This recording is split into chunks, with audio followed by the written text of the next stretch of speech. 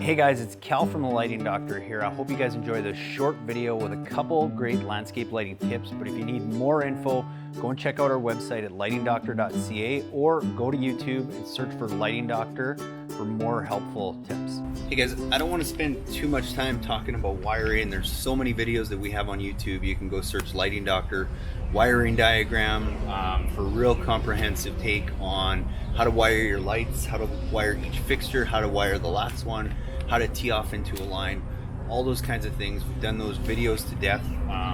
There's two connectors, really like BVS2 connectors and your DVR-Y connectors. Both are gel filled, both are waterproof. Both do a really good job of keeping the wires together. So use those for all your connections. The only reason I wanted to kind of bring this one up is talk a little bit about just something extra, and I've talked about this in videos in the past, but even though you're using those connectors, it's always a good idea. In the past, I've always talked about throwing some extra electrical tape, really just to keep them from, keep the wires from pulling apart. But something we're starting to do a lot more of too is just using zip ties instead, only because it's a little easier to work with, and they're a little bit stronger. They hold that wire together a little bit more. So it's just a quick tip to help prevent any wires coming apart down the road if you're doing any gardening and stuff. So I just wanted to quickly touch on that and just tell you, if you do have any wiring questions, go to YouTube, search Lighting Doctor, search wiring your lights, wiring diagram, whatever it is, and there'll be all kinds of videos. And then the last thing I wanted to talk about here, and I'll show you guys another example of what we had to do. So I'm on one side of the property, and the other side of the property is split by a driveway, concrete pads in the back. There was no way for us to get that wire really underneath without having to bring in some big expensive equipment to tunnel under the driveway.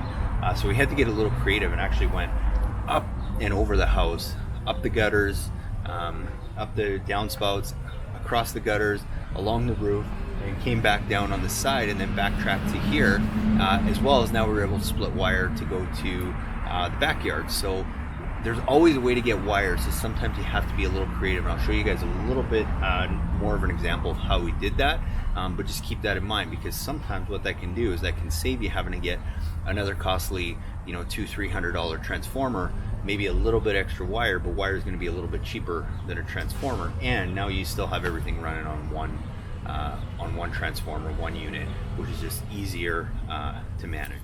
Hey guys, I just wanted to show you this real quick. If you see here, we got this bed area, and this was an area that was totally isolated, that we couldn't get wire to really. We got this nice, beautiful brick walkway here, but we're out on Vancouver Island, where it is an island, most of it's rock, and there's just no way we could tunnel underneath that sidewalk without going super deep and totally messing up the gardens. So what we did is, if you see behind me here, on this bush that goes up and then across the doorway here and then back down, what we did is we actually used the gutter, and we actually ran wire up the gutter, over the doorway, and down into this bed here, and we were easily able to do that.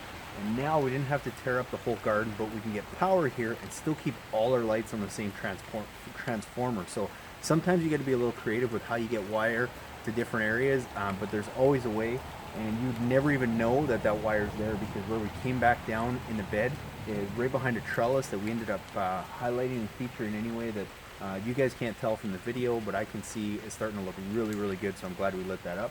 And that wire's totally hidden, so you'd have no idea how we got that wire there. So sometimes you got to be a little creative. You don't always have to go under the sidewalk, so think of alternative ways. Hey guys, thanks for watching that video. I hope you guys got some great tips, and I hope you guys take advantage of your own free video consultation, where you can send me a few pictures of your property, and I'm going to get back to you with your own personalized video presentation with all kinds of tips and tools of how to go and light your own property.